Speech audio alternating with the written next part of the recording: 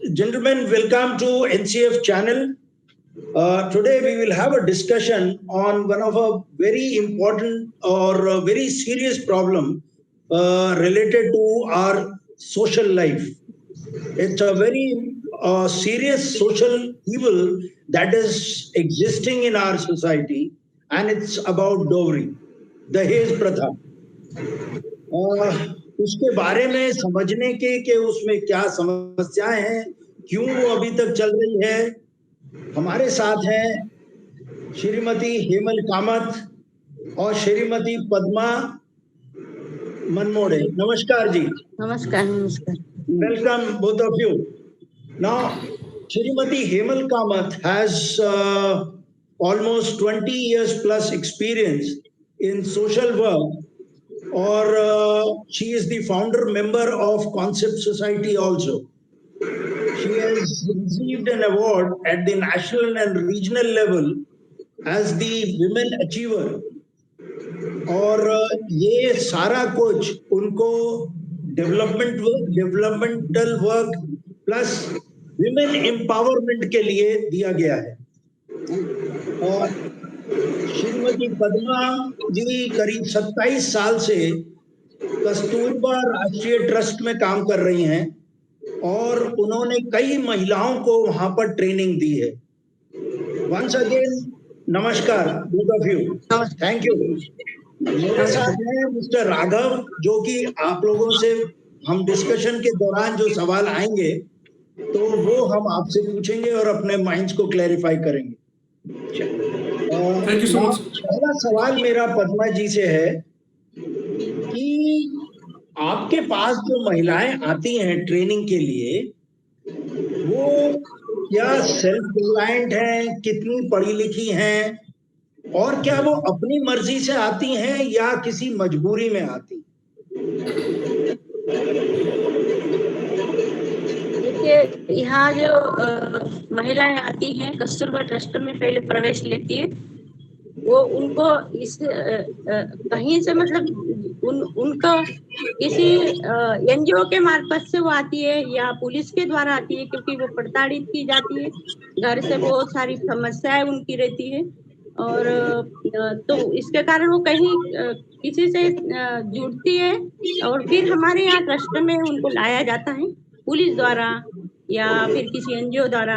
क्या कभी कभी वो मर्जी से भी उनको मालूम रहता है तो आ जाती है कि यहाँ ये जगह ऐसी है कि यहाँ हमको कुछ न्याय मिलेगा और आगे कुछ आशा का कुछ किरण यहाँ से मिलेगा. क्या सिखाती हैं आप उनको बेसिकली? आप क्या सिखाती हैं उनको? मैं उनको यहाँ वस्त्र का एक उद्योग है, मतलब उद्योग नहीं बोलेंगे उसको, प्रचार केंद्र है. खादी वस्त्र, तो उसमें उनको बुनाई, कताई और सिलाई का भी काम हम सिखाते हैं.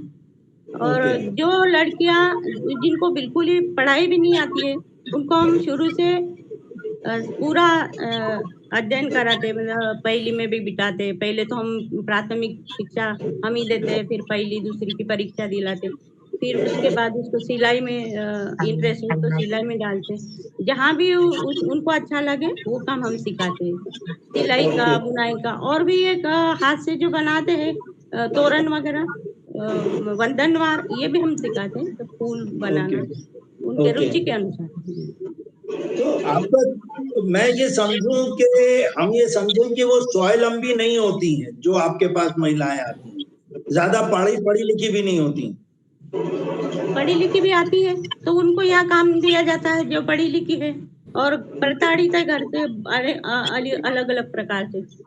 कोई सास से या पति शराब पीते हैं तो उनको उनके अनुभव के आधार पे सर्विस दी जाती है, कार्य दिया जाता है और उनका पूरा जीवन यापन होता है पूरा. मतलब बच्चों को लेके भी आती है तो हमारे यहाँ उनको रखा जाता है और पूरा जीवन यहाँ बिताती है. ऐसे बहुत सारी महिलाएं हैं कि उन्होंने पूरा जीवन बिताया यहाँ और अपने बच्चों को भी बड़ा किया, अच्छे पोस्ट पे है वो अभी, और सभी मतलब उन्होंने अपने पैर पे मतलब स्वावलंबी बन के यहाँ किया है.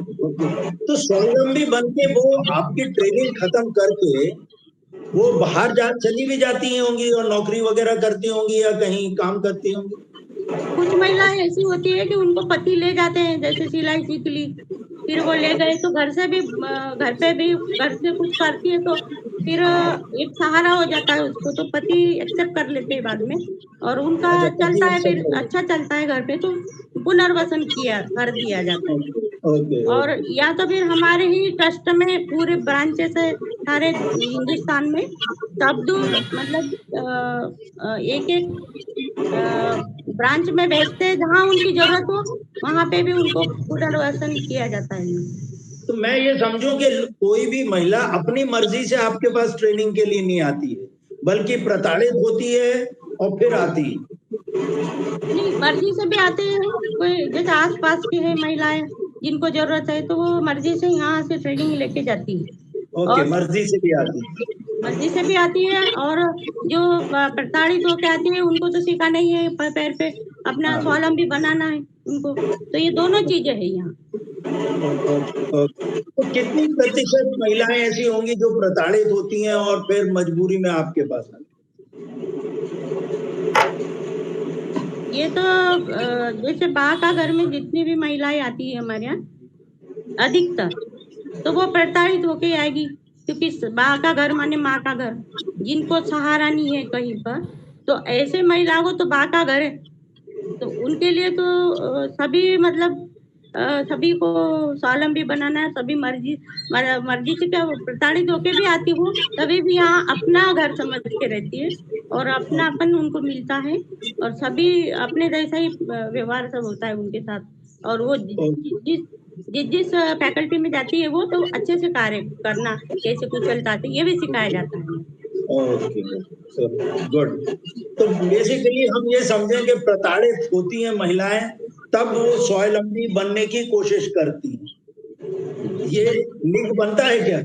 नहीं ये नहीं, प्रताड़ित कोई होती है फिर स्वावलंबी बनने की कोशिश करती है। जो महिलाएं नहीं है स्वावलंबी उन्हीं को बनाया जाता है कि उनको ओके मतलब कुछ आधार चाहिए, कुछ जीने के लिए चाहिए, तो घर घर से जैसे वो लगता है उसको कि मैं कुछ नहीं कर रही हूँ, पति को भी लगता है कि ये यहाँ आने के बाद जब स्वावलंबी बनती है तो वो ले जाते हैं मतलब उनको, तो वो ओके है तो स्वावलंबी घर से भी, वो ऐसा नहीं है, पर उसको अलग से यहाँ हिम्मत दिलाई जाती है, जैसे पढ़ी लिखी नहीं है तो उनको ये यहाँ से जो आधार मिलता है, तो वो यहाँ से जो शिक्षा लेके जाती है यहाँ का सपोर्ट रहता है उसको, यहाँ के ओके ट्रस्ट के लोगों का, तो इस आधार पे भी लोग ले जाते हैं उनको, और फिर वो घर पे भी कुछ करती है साथ में, तो दोनों का सहारा जैसे दो पहिए बराबर, वो तो रथ चलता है, तो इस हिसाब से वो चलाती है अपने घर घर को, ओके। ये चीज है। Thank you Padma ji, thank you very much. आपने अपना समय निकाला, आज आपकी मीटिंग भी थी,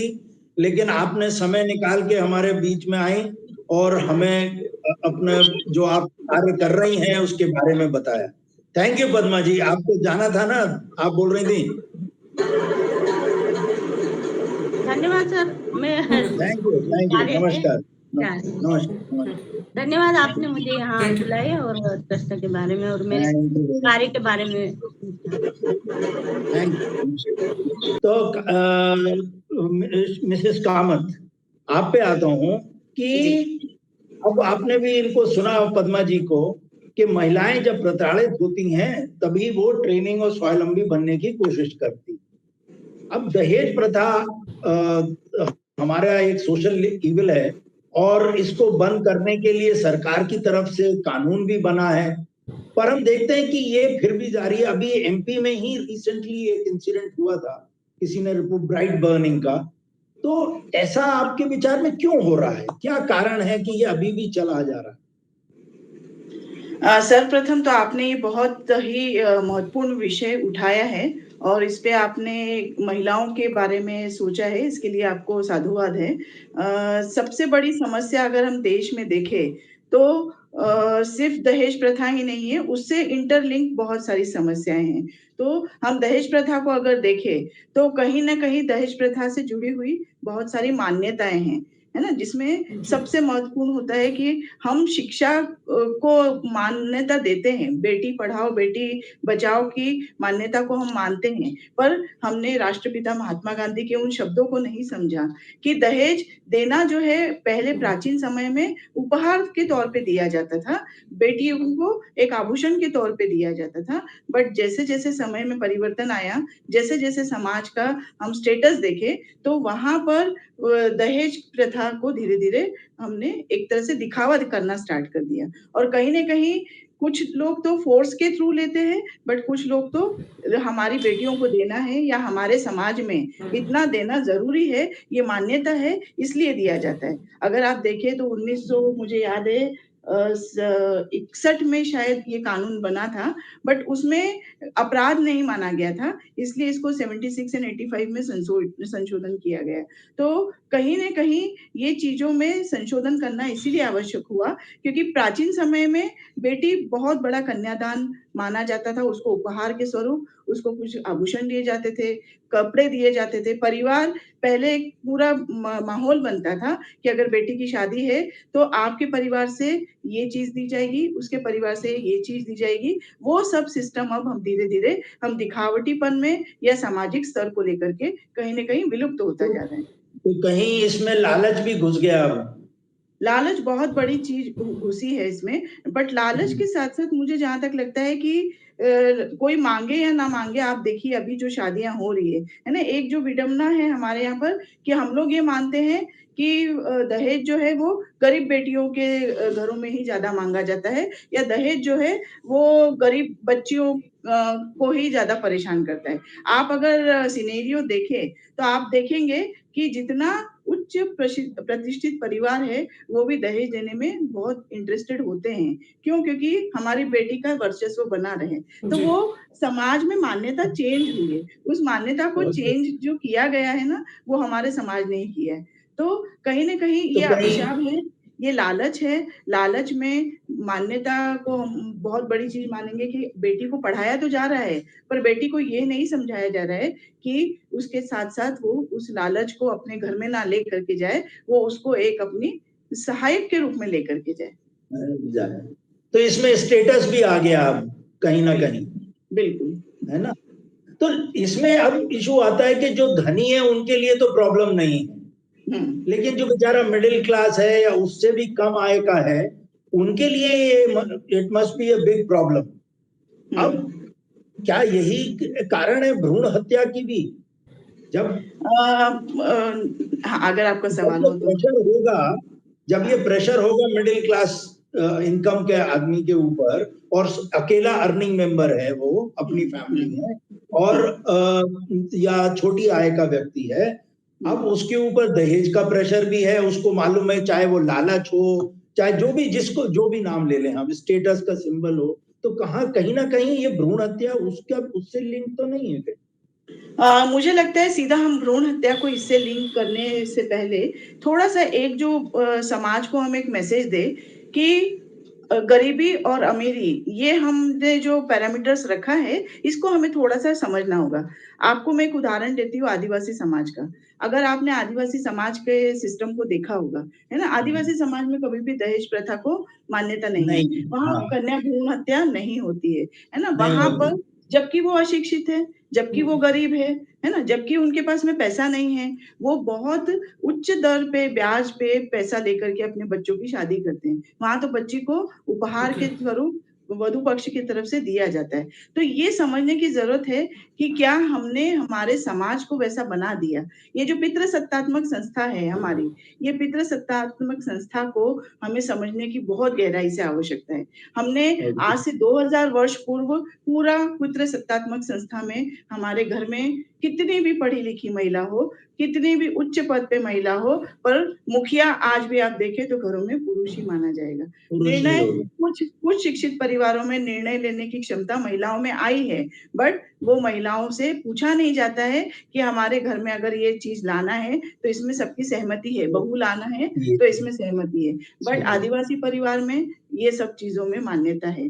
तो कहीं ना कहीं मुझे लगता है कि भ्रूण हत्या को सिर्फ हम दहेज प्रथा ना कहे, हम मान्यता भी माने, सामाजिक कुरीति को भी माने, और उसमें अशिक्षा एक बहुत बड़ा रोल निभाती है। अशिक्षा अगर देखा जाए तो आदिवासी परिवार में ज्यादा है, बट वहां पर नहीं हो रही है, तो इसको गहराई से समझने की जरूरत है। धनी परिवार में अगेन वही होता है कि स्टेटस सिंबल की बात आती है। कन्या भ्रूण हत्या में इतने सारे एक्ट बने हैं, इतनी सारी उसके ऊपर रोक लगी है, बाल विवाह पर रोक लगी है। धीरे धीरे आप देखिए दहेज विरोधी जो कानून है उसको भी तथाकथित कुछ लोग जो हैं वो हटाने की कोशिश कर रहे हैं कि उसमें केसेस कम आ रहे हैं, या उसमें ये कहा जा रहा है कि लड़कियां उसका गलत उपयोग कर रही है। ये भी आपने अगर स्टडी की हो तो उसमें हाँ मालूम बिल्कुल पड़ेगा। बिल्कुल, लड़कियां भी कहीं ना आई कहीं थिंक मुझे लगता है कि सेक्शन 498 है, आई थिंक यस, सेक्शन 498 इसमें ये चीज कही गई है।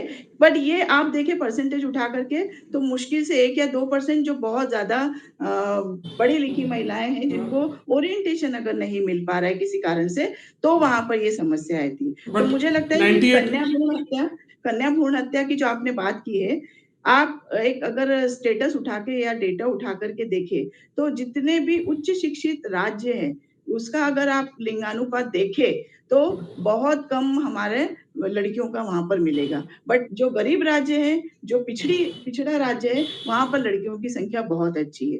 तो लिंगानुपात को जो हम मेजर करते हैं धनी और गरीब से, वो वैसा नहीं है। ये पूरा डिपेंड करता है हमारी सामाजिक मान्यता पे, हमारे व्यक्तिगत स्टेटस पे, हमारी शिक्षा। अगर मेरा बेटा आईएएस है तो मुझे बहू कम से कम आईएएस के नीचे के कैडर से एसडीएम के कैडर में तो मिलना ही चाहिए। तो ये जो चीजें हैं, अगर मेरे बेटे को आईएएस बनाने के लिए मैंने अगर 1 करोड़ रुपया खर्च किया है तो मुझे वो रिटर्न एक ही बहू से सारा मिलना चाहिए। तो ये जो हमारी मान्यताएं हैं इसको हमें बदलने की जरूरत है, इसको हमें मैंने सुना कई स्टेट्स में तो रेट भी हैं, फिक्स्ड है हाँ जी, हाँ कि जी, आईएएस के इतने रेट हैं, कि आर्मी ऑफिसर के इतने हैं, लेक्चरर प्रोफेसर के इतने हैं। जी तो जी, लोगों ने अपने लड़कों के रेट भी लगा रखे हैं। बिल्कुल बिल्कुल। और ऐसी स्थिति में अगर किसी वो व्यक्ति, मैं इसलिए लिंक कर रहा था क्योंकि जब हम रेशो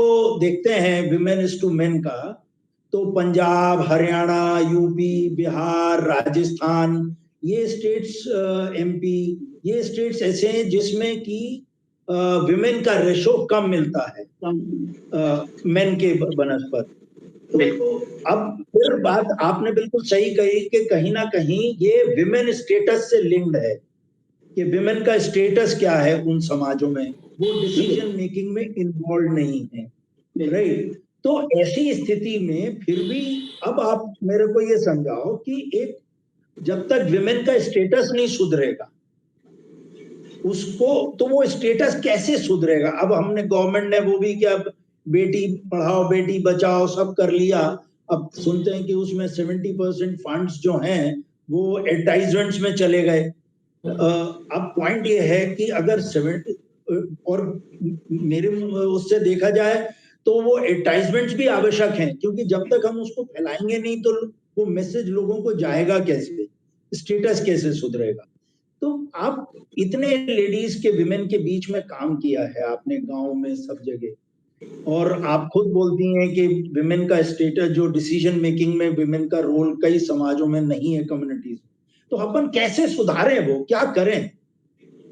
सबसे इम्पोर्टेंट आपने एक बहुत बड़ी बात कही कि कोई भी अगर पॉलिसी अगर एग्जीक्यूट होती है, इसमें आप देखिए कि हम पॉलिसी को एग्जीक्यूट करने में या हम बजटिंग करने में क्या प्रपोर्शन रखते हैं। हमारे देश में लड़कियां कितनी हैं, है ना? अगर हमने उनको 2% अगर उनके एजुकेशन पे रखा पूरे बजट का, या हमने सिर्फ 5% रखा, तो आप सोचिए कि जो जनसंख्या है उसका अगर हम 5% बजट सिर्फ शिक्षा पे रखेंगे और उसमें से भी 70% हम विज्ञापन में खर्च करेंगे। ये सिर्फ एक योजना की बात नहीं है, ये सभी योजनाओं की बात है।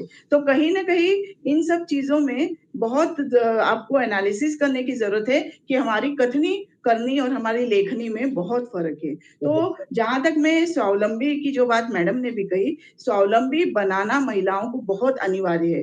पर क्या महिलाओं को बाहर सुरक्षा मिल रही है?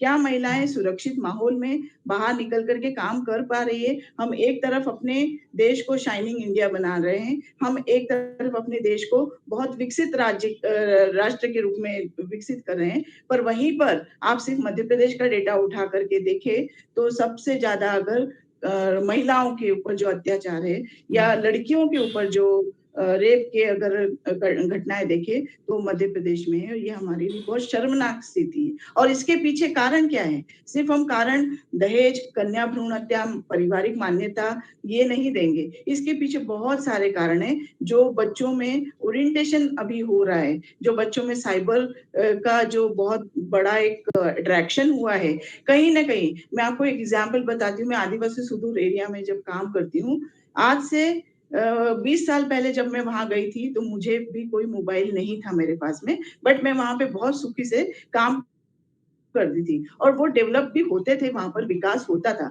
आज मैं जा रही हूँ, हर महिला के पास, हर बच्चे के पास, हर लड़की के पास मोबाइल है, एंड्रॉइड फोन है, बट उसका उपयोग क्या हो रहा है?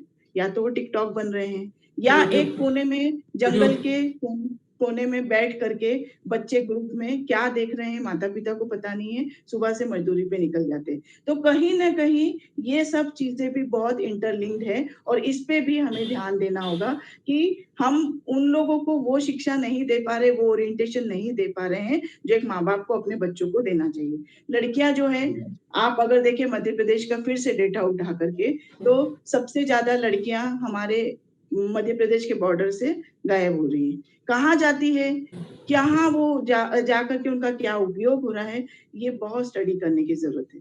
हमारी कम्युनिटी में अगर हम बात करें तो लड़कियों को कहीं बहुत पूजा जा रहा है, पर वहीं लड़कियों के साथ में उनकी लड़कियां होने पर बहुत शर्म महसूस करता है। और पढ़े लिखे समाज है, ऐसा नहीं कि वो गरीब समाज है। गरीब समाज तो लड़की को आज भी धन मानता है, आज भी उसकी पूजा करता है, पैर नहीं छूने देता है। उसके पीछे कारण यही होता है कि वो देवी मानते हैं।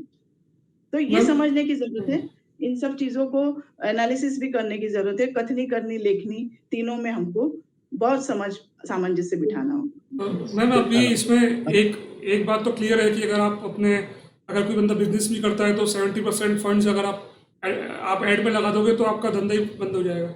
तो there should be a ratio कि कोई 15% 20% आप मार्केटिंग में लगाओ और आप वो करो। तो और मेरा ये सवाल था कि जैसे अभी क्या हो रहा है ना कि काफ़ी ऑनलाइन में लोगों को देखता हूँ, वो सब लोग कहते हैं फेक डाउरी केस, आदमी की कोई नहीं सुनता। तो क्योंकि आपके पास डेटा है और आपको पता है, तो मैं आपसे ये जानना चाहूँगा कि अगर मान लीजिए अगर एक फेक डाउरी केस आता है तो उस पर कितने केस आदमी के हैं? मतलब कम से कम अगर आप 100 की बात करोगे, अगर 100 आदमी के केस आएंगे तो एक कोई आई थिंक लेडी का कोई ऐसा केस आएगा आपके सामने। इसमें क्या रेशियो है मतलब कि? इसमें रेशियो को स्टडी तो थोड़ा आपको करना होगा। आदमी के केस नहीं आते, केस हमेशा परिवार करता है। केस ये होता है कि अगर किसी लड़की से डिमांड की जाती है, अगर उससे मांग की जाती है कि हमारी शादी होकर के अभी हमारा 1 साल हो गया है, सपोज एक एग्जांपल दे रही हूँ, मैं शिक्षित परिवार का एग्जांपल दे रही हूँ। आज मैं इंदौर शहर में शिफ्ट हुआ हूँ गांव से, तो यहाँ की जो महंगाई है, यहाँ की जो सारी लाइफस्टाइल है, उस पे वो अगर मैच नहीं कर पाता है तो सबसे पहला प्रहार वो उस लड़की के माता पिता पे करता है और उनको कहता है कि मैं यहाँ पर अभी शिफ्ट हुआ हूँ, मेरे पास में बड़े प्यार से वो लोग उपहार लेते हैं, बड़े प्यार से वो लोग पहले कोशिश करते हैं, पर जहाँ प्रताड़ित होने की बात आ जाती है, हम देखते हैं डोमेस्टिक वायलेंस भी अगर एक डेटा उठा करके देखे तो एक दिन में 20 केसेस आज भी आइडेंटिफाई हो रहे हैं, है ना। बट वो डेटा को हमको फिर से समझना होगा कि वो उसके पीछे रीजन क्या है, क्यों वो केसेस हमारे पास में इतने ज्यादा आ रहे हैं। वो केसेस इसीलिए आ रहे हैं कि जो महंगाई है उस महंगाई में कहीं न कहीं परिवार अपने आप को मैच नहीं कर पाता है। सामाजिक मान्यता के चलते लड़की को बाहर काम करने नहीं जाने देना है, नहीं दिया जाता। असुरक्षा के चलते जी। काम करने नहीं जाने देना है। तो जी। कहीं भी समाज का जो पहिया है, वो 2 पहियों से ही चल पा रहा है आज के समय में, एक से गाड़ी नहीं चल पा रही है। जी। तो यहाँ पर ये समझ रखने की आवश्यकता है कि वहाँ जहाँ जब डिमांड हो रही है दहेज को लेकर के, वो डिमांड इसलिए हो रही है क्योंकि वो सर्वाइव नहीं कर पा रहा है। वो सर्वाइव क्यों नहीं कर पा रहा है? रीज़न कि आज की महँगाई में आज और आप और हम जैसे लोग भी बहुत, बहुत मुश्किल में हम सर्वाइवल रेट पे है। इसका लचर हमारी अर्थव्यवस्था है, इसका उसको हम मतलब नहीं ये मैनेज होगा कर कि इसका मतलब ये होगा कि जो मतलब हजारों केस जो फीमेल के अगेंस्ट होते हैं उसमें एक आधा कोई केस ऐसा होगा जो इधर उधर का जिसमें फीमेल ने फेक डाउरी केस में फंसा दिया। अदरवाइज इसका रेशियो इतना ज़्यादा है कि लोगों को पता ही नहीं है कि कितने रियल केसेस आते हैं जो छुप जाते हैं, दब जाते हैं, और कैसे फीमेल को जो मतलब प्रताड़ित किया जाता है, उसको इमोशनली ब्लैकमेल किया जाता है, और भी हजारों तरह और भी ऐसी बहुत सारी चीज़ें होंगी जो जिसमें फीमेल को दबाया जाता है। बिल्कुल। आप अगर केसेस देखेंगे ना तो उसमें गरीब तबके के केसेस ज़्यादा आएँगे, है ना? जी। बड़े शहरों में, बड़े घरों में क्या होता है कि बंद कमरों में 4 दीवारों में ही प्रताड़ित होती है, हाँ। बट वो बाहर आवाज़ नहीं जाने देती है। क्यों? क्योंकि जी, जी, जी। सामाजिक प्रतिष्ठा की बात है। तो केसेस उनके भी बहुत है।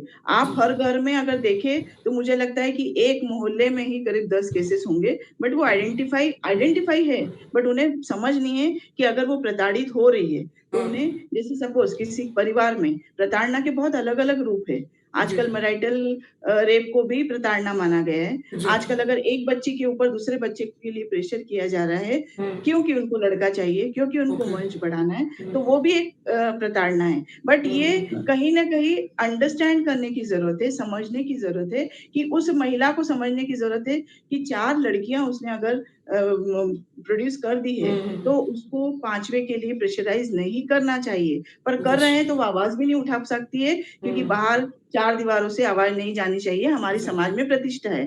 तो ये चीज़ें अगर हम देखें केसेस तो उच्च परिवारों से कम होते हैं, गरीब परिवारों से इसलिए आ जाते हैं कि वहाँ पे सिर्फ़ वो एक रीज़न नहीं, वहाँ पे डोमेस्टिक वायलेंस भी आ जाता है। शराब वृत्ति एक सबसे बड़ा रीज़न है।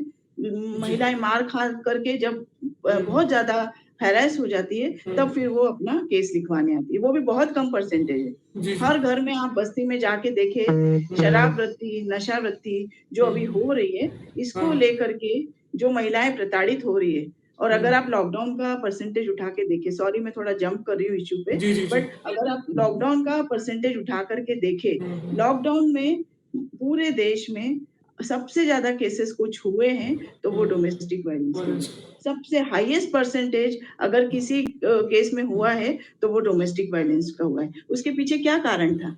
सबसे बड़ा कारण यही था कि लोगों के पास काम नहीं था, लोगों के पास अर्निंग नहीं थी। अब जो शराब वृत्ति के आदी थे, जिनको रोज़ पीने की आदत थी, उनको वो दवाई मिल नहीं रही थी, वो परेशान हो रहे थे, रेस्टलेस हो रहे थे, उसका सारा असर किस पे निकल रहा था? घर में बैठने वाली उस महिलाओं पे।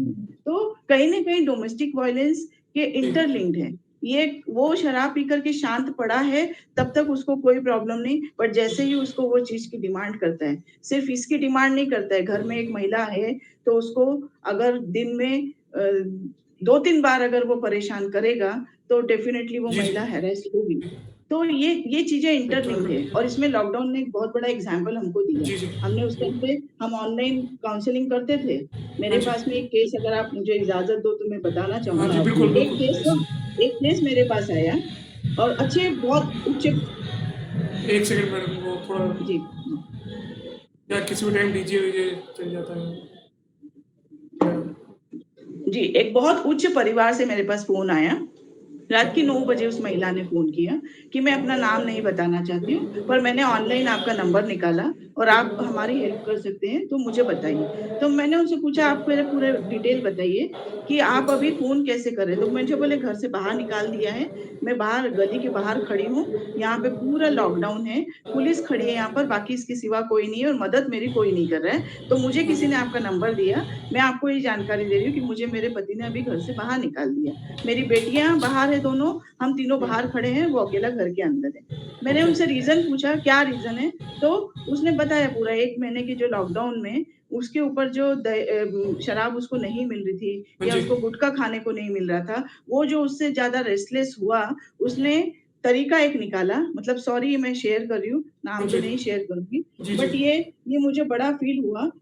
उसने कहा कि उसकी एक छोटी बेटी है 8 साल की, वो उस 8 साल की बेटी को गाड़ी पे बिठा करके बाकायदा एक फ़ाइल निकाली हाँ जी। मेडिकल की, हाँ वो जी। उस थैली में रखी और उस लड़की को लेकर के वो मोहल्ले में गया और वहाँ पर पुलिस ने जब उन्हें रोका और हाँ उन्होंने जी। पूछा आप कहाँ जा रहे हो? तो बोले ये लड़की के लिए मैं दवाई लेने जा रहा हूँ। तो ओह! पुलिस ने भी उन्हें जाने दिया।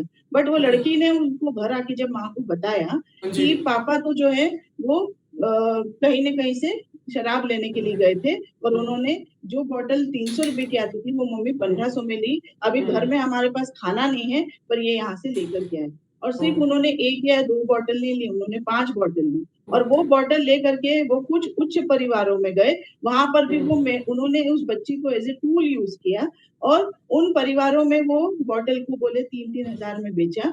ये गरीबी थी, ये उसकी हुँ। मजबूरी थी, हाँ ये जी। उस महिला का प्रताड़ना थी या उस लड़की का उपयोग किया था। तो हाँ एक जी। पिता ने अपनी बेटी का उपयोग किया इस हुँ, हुँ। व्यवसाय के लिए। जब मैंने सब जगह फ़ोन करके कंप्लेंट की, तो वो मामला निकला ये अच्छा। कि इसको एक्साइज़ में जाना चाहिए।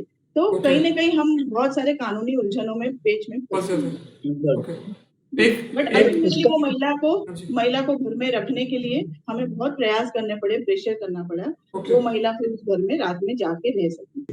तो अब जो आपने पूरा अपना ये जो इंसिडेंट है, ये भी आपने डिस्क्राइब किया और जो निकल के फिर आता है कि विमेन एम्पावरमेंट या विमेन की ability to take decisions, family के अंदर उसका क्या स्टेटस है, कहीं ना कहीं वो लिंक्ड है उसके स्वावलंबी होने पे।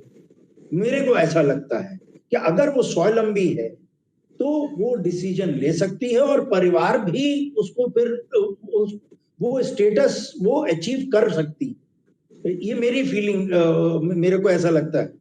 तो ऐसे में अगर मान लीजिए कि उसको बच्ची को स्वावलंबी बनाना है या ऐसी क्या चीजें हैं वो माँ बाप को करनी चाहिए जिससे कि बच्ची शादी के बाद सुखी रहे और इस तरह की ये जो इंटरलिंक्ड बड़ी सारी चीजें आपने बताई ये प्रताड़ना की इनसे इनको ओवरकम कर पाए।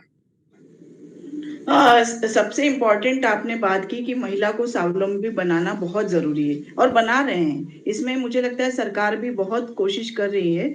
अगर आप स्किल डेवलपमेंट के प्रोग्राम उठा कर के देखें तो बहुत सारी महिलाओं को इसमें प्रशिक्षण किया जाए, जिसमें हम भी आप अगर देखें तो हमारी संस्था जो कॉन्सेप्ट सोसाइटी है, हमने भी इंदौर, देवास, धार तीनों क्षेत्र में अनेक महिलाओं को इसमें स्किल डेवलपमेंट के तहत जोड़ा है। बट यहाँ पर स्वावलंबी का अगेन इंटरलिंक सिर्फ एक एक चीज बहुत इंपॉर्टेंट है महिला विकास में। महिला विकसित हर तरफ से है। आप देखिए एक उदाहरण नोटबंदी का।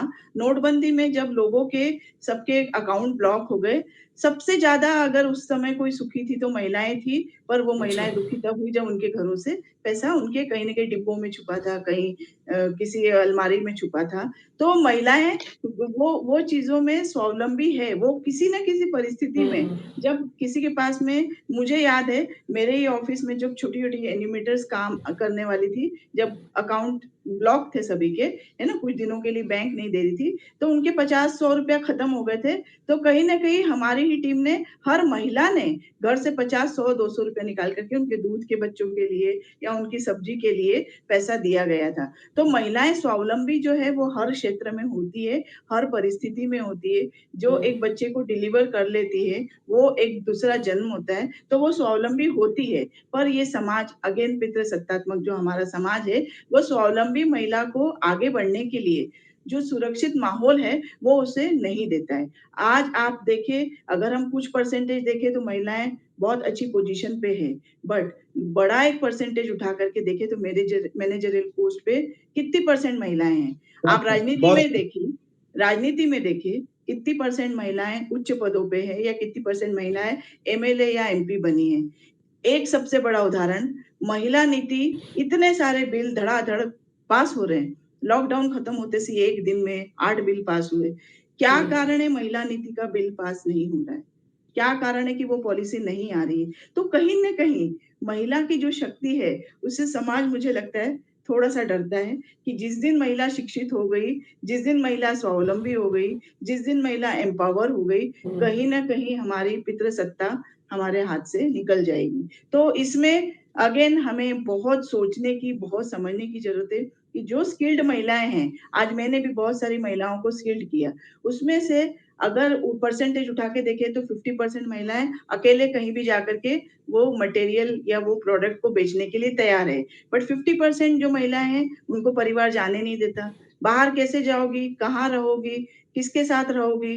यहाँ तक कि स्वावलंबी की बात अगर हम कर रहे हैं, जो आशा वर्कर है, मेरे पास में एक आशा वर्कर बहुत परेशान होकर के बोली, मैडम सरकार ने हमको फोन तो दे दिया, पर मैं जब फोन पे नेटवर्क नहीं मिलता है तो मैं थोड़ा सा ऊपर टेकड़ी पे जाती हूँ, पहाड़ी पे, टेकड़ी पे मतलब कि वहां पे मुझे नेटवर्क मिले तो मैं अपनी मैडम से या अपने सर से बात कर सकूं। तो मेरे घर से जो मेरी साथी है, मेरी जेठानी कहे या माता जी कहे या मेरे पति, सब लोग मेरे पर शक करते हैं कि ये इतनी ऊपर जाके किससे बात करती है। ये शक जो है, वो शक जो महिला को पीछे ढकेल देता है, वो सबसे बड़ी समस्या है।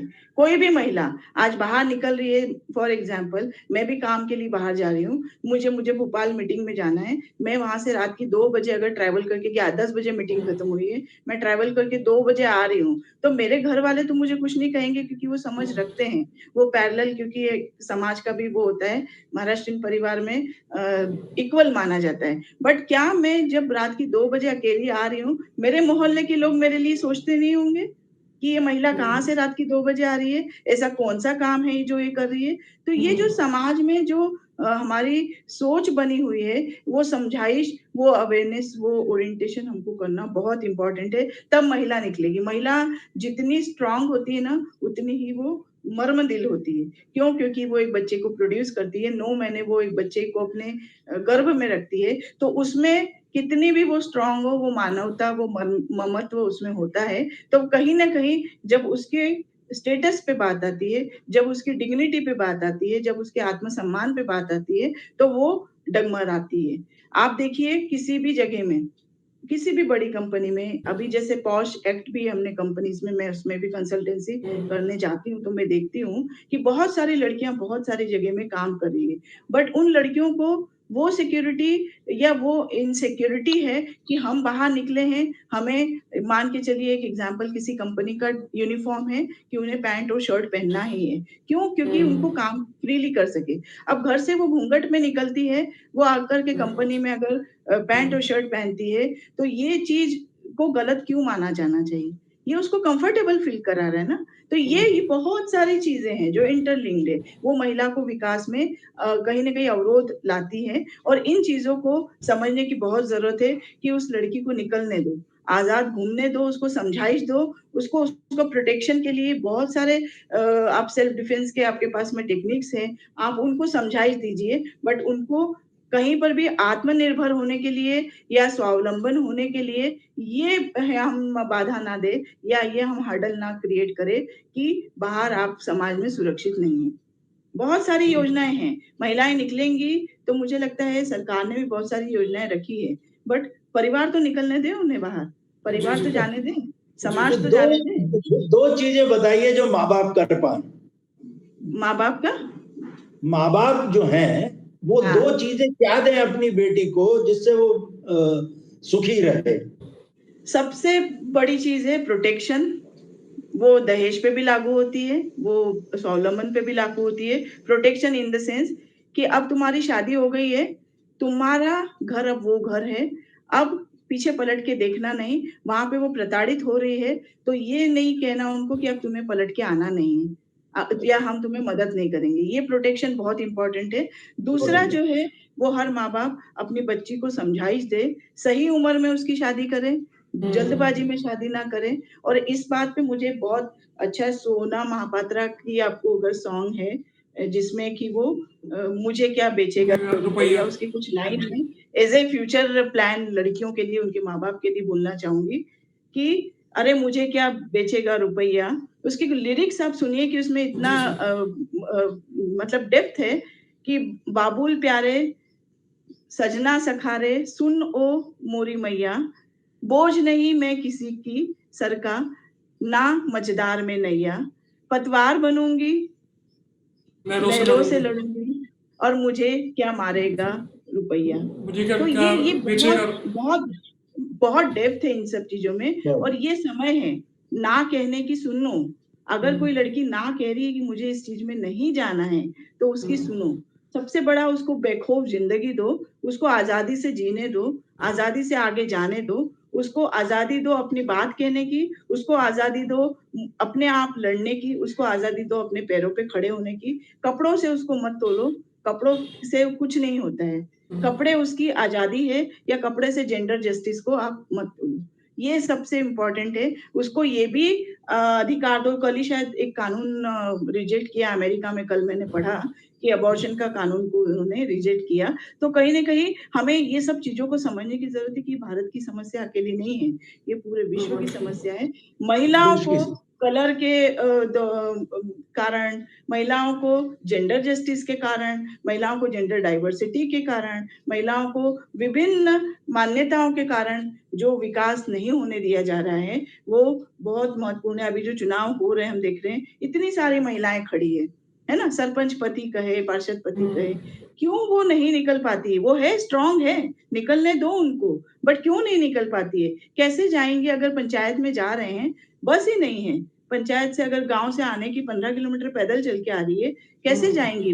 वो वहां जा रही है, उसको अपने स्वावलंबन के लिए, आपने उसको सशक्तिकरण के लिए बाहर तो निकाल दिया, चुनाव में खड़े करने के लिए निकाल तो दिया, पर क्या उस पंचायत में महिला के लिए एक अलग से रूम है, या महिला के लिए एक अलग से वॉशरूम है? ये बहुत छोटी छोटी चीजें हैं जिनको समझने की जरूरत है कि महिला को सुरक्षित माहौल देना है, तो आपको ये सब चीजों को आगे लाना होगा। और इसमें मैं बोलती हूँ पॉश एक्ट और ये सब चीजें जो है, कार्यस्थल पे यौन उत्पीड़न या डोमेस्टिक वायलेंस के जो कानून है, इसको बहुत सशक्तिकरण से लागू किया जाना चाहिए। महिलाएं जो शहरों में काम कर रही हैं, आप ये मत समझिए कि वो आज जीन्स और टॉप पहन करके अगर बहुत स्ट्रिक्ट होकर के जा रही है, स्ट्रांग होकर जा रही है, बट वहां जाकर के उसे ये कहा जाएगा इंटरव्यू में कि आप क्योंकि शादी कर लेंगे, आप 9 महीने की, 4 महीने की, 6 महीने की छुट्टी लेंगे, तो आपको नहीं रखा जाएगा। यहाँ पर महिला विकास निरर्थक है। ये सोच हमारी जो है, ये जो समझ है, इसमें सिर्फ महिलाओं को नहीं, माँ बाप को नहीं, पूरे समाज का बदलने की जरूरत है। और जहाँ शिक्षित हो जाएंगे, वहां दहेज जाएगा ही नहीं। आजकल लड़कियां दहेज नहीं लेके जाती, गैजेट लेके जाती है। शिक्षित thank you ma'am, thank you Mrs Hemal. बहुत डिटेल में आपने बताया हमारे दर्शकों को। I am very sure people who will be watching this, it should make a change उन लोगों की सोच में। और एक तो चीज जो आपने बड़े डिटेल में समझाई वो ये है कि डोवरी जो है, दहेज प्रथा, सिर्फ अकेले में आइसोलेशन में ना देख के, it is all interlinked to many aspects of women life.